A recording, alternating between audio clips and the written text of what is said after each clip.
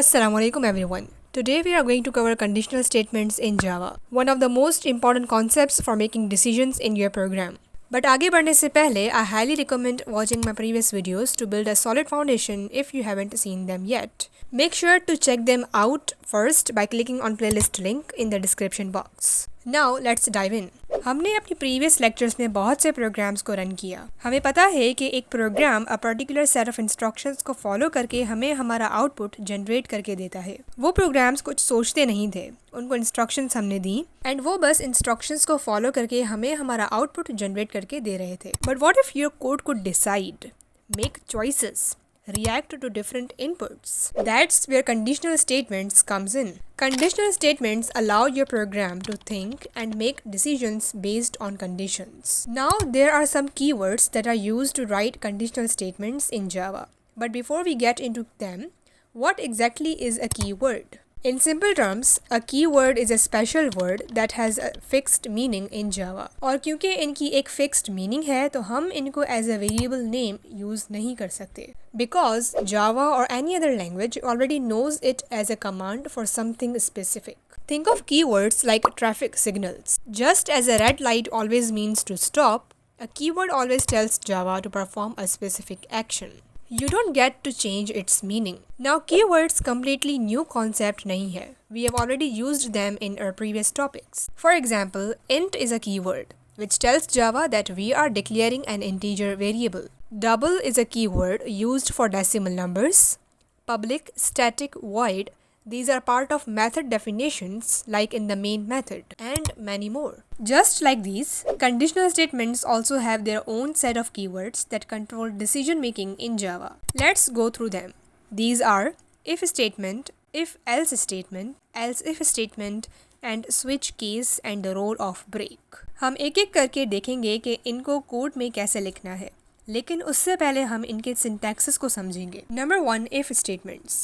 An if statement allows your program to make decisions. If a certain condition is true, a block of code will execute. If it's false, Java simply skips that block. Here's the basic syntax. If एक keyword है that tells Java we are making a decision, फिर parenthesis के अंदर हम लिखेंगे अपनी condition that evaluates to true or false. अगर condition true होगी तो जो curly braces के अंदर लिखा होगा वो execute हो जाएगा, और अगर condition false होगी तो जावा इस पूरे ब्लॉक को स्किप कर देगा और उसके नीचे अगर कुछ लिखा होगा तो वो एग्जीक्यूट होगा. Let's see a quick example. हम इंपोर्ट करेंगे जावा यूटिल पैकेज को और क्रिएट करेंगे अपना स्कैनर का ऑब्जेक्ट. तो हम बेसिकली यूज़र से इनपुट लेंगे जिसके बारे में मैंने अपने जावा कोर्स के लेक्चर 2 में डिटेल से बताया है. So do check it out if you haven't. Now मैंने java.util पैकेज को इम्पोर्ट किया, अपना स्कैनर का ऑब्जेक्ट बनाया, देन मैंने एक वेरिएबल बनाया बैटरी जिसको इनपुट कर लिया. अब हम लिखते हैं अपनी condition if battery is less than 20. फिर अपनी आउटपुट स्टेटमेंट में हम लिखेंगे low battery please charge your device. यहाँ पर अब प्रोग्राम इस कंडीशन को चेक करेगा. अगर यूज़र का इनपुट 20 से लेस होगा तो ये लाइन प्रिंट हो जाएगी जो कि है low battery please charge your device, which means कि कंडीशन ट्रू हो गई. लेकिन अगर कंडीशन फॉल्स हो जाती है तो ये ब्लॉक एग्जीक्यूट नहीं होगा. इस प्रोग्राम को रन करें अगर तो लेट्स से हम देते हैं 15 as an input, enter press करेंगे और because the statement is true तो हमारे लिए ये लाइन प्रिंट हो गई. इस प्रोग्राम को अगर दोबारा रन करें तो लेट्स से हम देते हैं और इनपुट में 50, तो अब कुछ प्रिंट नहीं होगा क्योंकि जो ब्लॉक ऑफ कोड है वो स्किप हो गया because the condition is false. That's the if statement. Simple but powerful. But what if we want to handle both true and false cases? That's where if else comes in, which we will explore next. The else block runs when the if condition is false, ensuring that something happens in either case. Here's the basic syntax. If block की हम already बात कर चुके हैं. बात करते हैं इस else block की. अगर हमारी condition true है फिर जो if block में होगा वो execute हो जाएगा, but अगर condition false है तो जो else block में होगा वो execute होगा. Let's take an example. अगर बैटरी लेस देन 20 होगी तो ये स्टेटमेंट प्रिंट हो जाएगी, लेकिन अगर यूज़र का इनपुट लेस देन 20 नहीं है तो इस केस में क्या होना चाहिए वो हम लिखेंगे एल्स ब्लॉक में. तो मैंने एल्स ब्लॉक में लिखा बैटरी लेवल इज़ गुड. इस प्रोग्राम को रन करते हैं और इनपुट में हम देंगे 75. So because it's more than 20 तो हमारे लिए प्रिंट हो जाएगा battery level is good. This way we cover both possible cases. So far we have seen how if handles one condition and else covers everything else. But what if we have multiple conditions to check?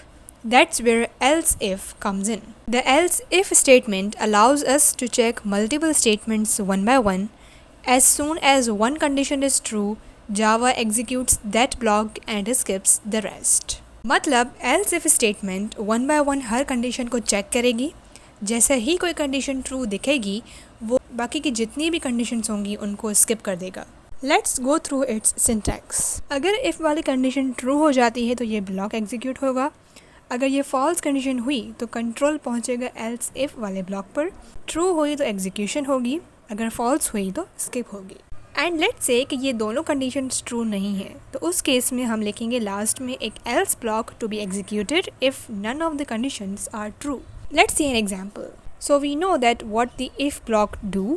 यहाँ पर else block को हम बना देते हैं else if और condition लिखते हैं बैटरी इज़ लेस देन 50. अगर हमारी ये कंडीशन ट्रू हो जाती है तो प्रिंट होगा बैटरी लेवल इज़ मॉडरेट, और अगर दोनों कंडीशंस फॉल्स हैं तो उस केस में else ब्लॉक एग्जीक्यूट होगा और प्रिंट होगा बैटरी लेवल इज़ हाई. इस प्रोग्राम को रन करते हैं और इनपुट में देते हैं 45 to print battery level is moderate. Once again let's say हम इनपुट में देते हैं 85. तो क्योंकि ना ही इफ़ ब्लॉक ट्रू है और ना ही एल्स इफ़, तो प्रोग्राम का कंट्रोल चला जाएगा एल्स ब्लॉक पर और प्रिंट होगा battery level is high. This way we can handle multiple cases efficiently.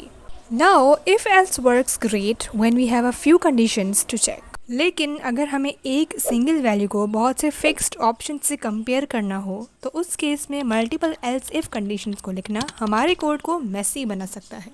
सो हम अपने कोड को क्लीन एंड रीडेबल बनाने के लिए स्विच स्टेटमेंट्स का यूज़ करते हैं. The switch statement is cleaner and more efficient when you have multiple possible values for a single variable. Let's see the syntax. हम स्टार्ट करते हैं स्विच कीवर्ड से, फिर पैरेंथेसिस में लिखते हैं अपना वेरिएबल, और ये वेरिएबल बेसिकली वो बटन होगा जो आप प्रेस करेंगे. तो अगर आपने ऊपर वेरिएबल को वैल्यू असाइन की है 1 तो जो केस 1 में होगा वो एग्जीक्यूट होगा. अगर ऊपर 2 है तो जो केस 2 में होगा वो एग्जीक्यूट होगा. एंड सिमिलरली ऐसे मज़ीद केसेस भी हमारे कोड में हो सकते हैं. अब वेरिएबल की वैल्यू कुछ भी हो सकती है. हम चाहें तो कोई नंबर असाइन कर दें उसको, या फिर कोई अल्फ़ाबेट भी असाइन कर सकते हैं उसको. It's totally up to us to assign the value of the variable ourselves or according to the code. Now let's say कि हमारे वेरिएबल की वैल्यू है 1, तो ये मैच हो गई हमारी केस 1 से. तो यहाँ पर जो भी कोड लिखा होगा वो एग्जीक्यूट हो जाएगा. Then we have this keyword break जो प्रोग्राम को यहीं स्टॉप कर देगा. अगर हम यहाँ से ब्रेक हटा दें तो प्रोग्राम चलता रहेगा और केस 2 का कोड भी एग्जीक्यूट हो जाएगा जो हम नहीं चाहते. अगर हम चाहते हैं कि हमारे वेरिएबल की वैल्यू हमारे केस की वैल्यू से मैच होने के बाद हमारा प्रोग्राम वहीं स्टॉप हो जाए तो हम यूज़ करते हैं ब्रेक कीवर्ड का. The moment Java sees break it exits the block skipping any remaining code inside it. Now we have another keyword known as default. Default यहाँ पर बेसिकली वही काम करता है जो else का है. अगर हमारे वेरिएबल की वैल्यू किसी भी केस के साथ मैच नहीं करती तो उस केस में जो डिफ़ॉल्ट वाले ब्लॉक में लिखा होगा वो एग्जीक्यूट होगा. Now let's quickly revisit our switch example. हम अपने वीक डेज़ की एग्जाम्पल लेते हैं. तो हम यहाँ पर बनाएंगे एक वेरिएबल डे और इसे हम इनपुट कर लेंगे. नेक्स्ट लाइन पर हम लिखेंगे स्विच और पैरेंथेसिस में आएगा हमारा वेरिएबल का नेम विच इज़ डे. अब हमने ऊपर अपने वेरिएबल को इंट डेटा टाइप दी है विच मीन्स कि हमारे वेरिएबल की वैल्यू इंटीजर होने वाली है. इसीलिए हम यहाँ पर लिखेंगे केस 1.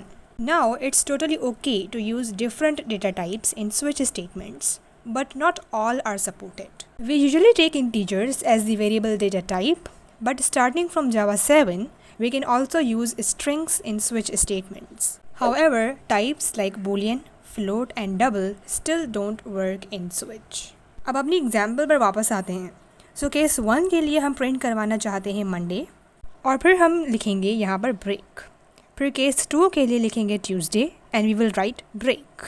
एंड सिमिलरली केस 3 के लिए वेडनेसडे, केस 4 के लिए Thursday, Friday for case 5, Saturday for case 6 and case 7 के लिए संडे. एंड लेट्स से कि कोई इंटीजर यूज़र ने ऐसा डाल दिया जो हमारे किसी भी केस के साथ मैच नहीं करता तो उसके लिए कंट्रोल जाएगा डिफ़ॉल्ट पर और प्रिंट होगा इनवैलिड नंबर। इस प्रोग्राम को रन करते हैं और हम प्रेस करते हैं 5, तो केस 5 पर था फ्राइडे, तो यहाँ पर फ्राइडे आ गया। दोबारा रन करके अगर हम कोई इनवैलिड नंबर देते हैं लाइक 9, तो यहाँ पर हमारे लिए ये स्टेटमेंट आ गई कि हमने जो इंटीजर दिया है वो किसी भी केस के साथ मैच नहीं करता। अब अगर हम अपने कोड में ब्रेक कीवर्ड को हटा दें और इसको रन करें, सो यू विल सी कि मंडे के बाद हमारे बाकी के डेज भी प्रिंट हो गए हैं। This is the reason we use break to immediately stop a switch statement. And let's wrap up our discussion on conditional statements in Java. We covered if else, else if, switch, and the importance of break. These concepts are crucial for making decisions in your programs. If you found this helpful, make sure to watch my previous videos to strengthen your foundation. And stay tuned for the next one, where we will dive into even more exciting Java concepts. Until then, keep practicing, keep coding, and I will see you in the next video.